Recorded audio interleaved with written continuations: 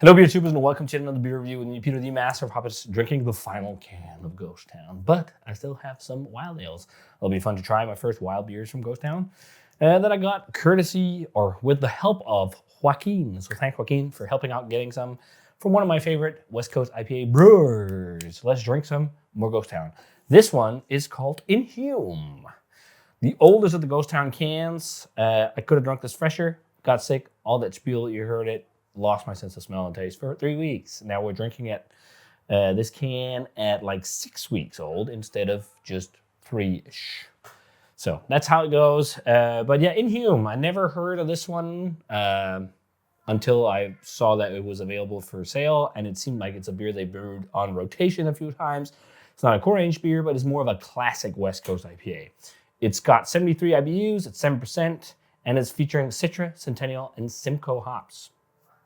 So Centennial, Simcoe, more old school varieties of hops. And you can also kind of see it by the color in this. It's a little bit more golden hued. It's still very pale yellow. It just has a slightly darker hue than some of their other Westies. It's also got a little bit of haze, but you know what? That happens with modern West Coast beers. When you use a lot of hops and you also use sometimes some high protein grains to get some body because your main malt is like Pilsner malt or Pale Ale malt, 2-row. And then you build some body with these the high protein malts and stuff like that as well. Loads of hops, polyphenols, everything. There sometimes you do just get a little bit of haze. It's getting harder and harder with the rates of high protein grains and hops being used in beers to make beers really clear. It's getting harder and harder. But light haze like this is okay by me. So slightly golden yellow color. Oh. Hej Astrid. Vil du sige hej til kameraet? Hej Sonja. Vil du også sige hej? Så skal I komme herover. My daughters want to say hi. Yeah. Oh, you can see her here. Can you say hi, Astrid? She's saying hi. And Sonja is saying hi as well. Har I sjov i sommerhuset? Hej. Kan I gå over til mor? Hvad? Det var godt. That was my girls, my twin girls. But yeah, great color, a little darker than some, but still, looks like a West Coast IPA. Let's check out the aroma on Inhume. Yeah, definitely more classic vibes to this. More grapefruity, more piney. But this smells much more classic than the other beers. This reminds me of West Coast IPAs anno 2010. 2010, 2012 era, early 10s, because it's moving from crystal malt based beers and only like Amarillo, Centennial, Simcoe, Columbus type hops into Citra, Mosaic, Southern Hemisphere hops. It reminds me of being in California around 2012, drinking West Coast IPAs. It reminds me of like when you drank beers back then and you had beers, West Coast IPAs that were like this, and you're like, wow, it also has like tropical-esque citrusy nuances and stuff. Sweet citrus, oranges.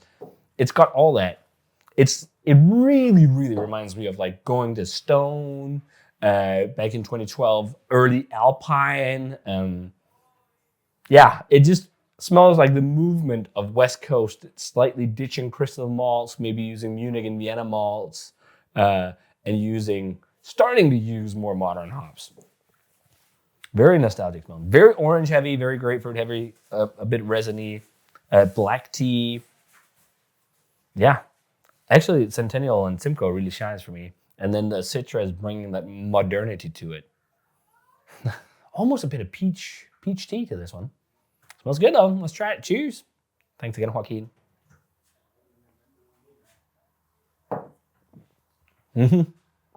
Yeah. That's much more old school. Much more modern old school, if you can say it like that. Like, whilst the others took me back, like, also the Shred IPA took me back to, like, Swami's and when, like, the brighter, paler West Coast IPAs were coming out. This takes me back to drinking Stone IPA. Takes me back to drinking even some of the darker Alpine beer IPAs. it takes me back to that era of going towards fun, more modern hops, ditching crystal malts, using Vienna, Munich malts for body and richness instead. This is very, very much like that. Still lean, but more body than the other Ghost Town beers. There is almost like a bit of a Munich malt flavor to it, like a bit of heft or something like that.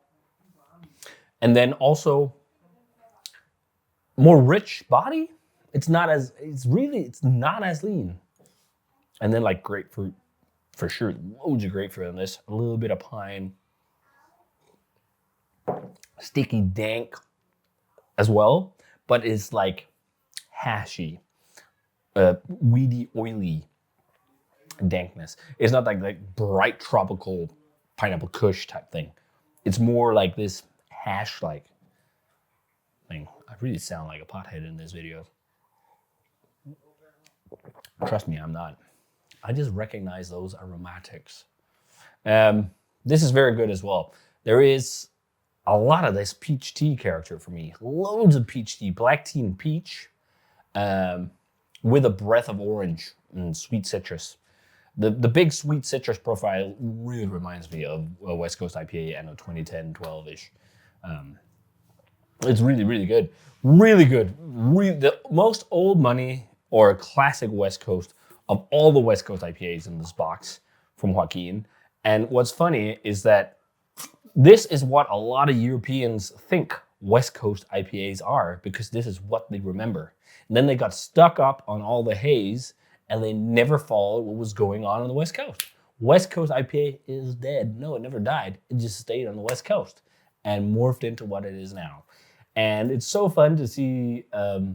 There's a lot of European brewers that are trying to bring it back now. And I've been preaching this, which is amazing. So many more European brewers are trying to push the agenda and make West Coast beers. Oh, I think I hear my dad coming because I hear a loud engine.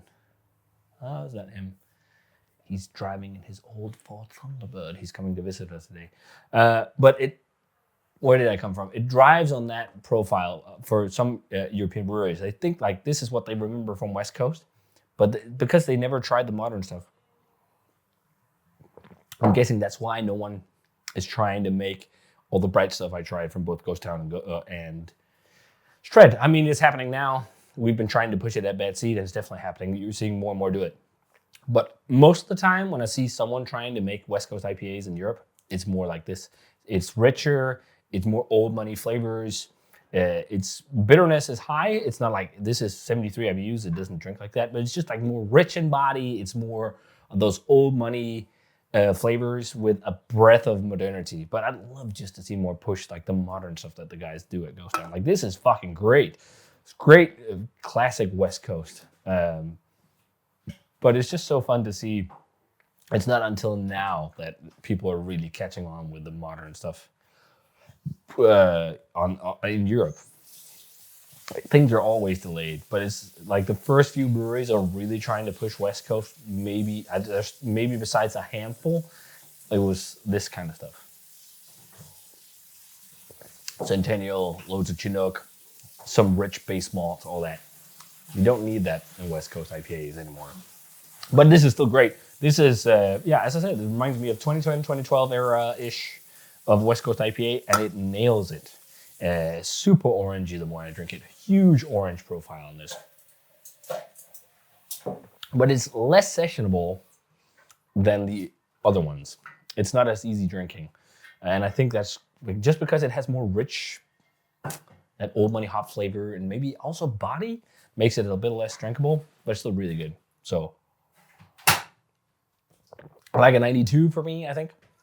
Something like that. Still really good West Coast, but more old money. So if you want old money West Coast, or not old money, but old money when it was starting to become more new money, check out Inhume from Ghost Town. It's really good stuff. Everything so far from Ghost Town has been really good. So check them out. Thanks a ton to Joaquin for helping me get this one. As always, comment, subscribe, check out the Facebook fan page and Twitter and Instagram. Give the video a thumbs up, join and ring the bell for future notifications about videos. And I'm going to say cheers and see you guys in another beer review.